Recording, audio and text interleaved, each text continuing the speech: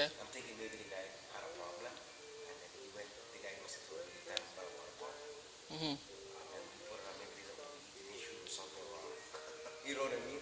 So the guy must have said, "Fuck, I just got $800 invested. Let me just trade this fucking car and then get a next one." You know what I mean?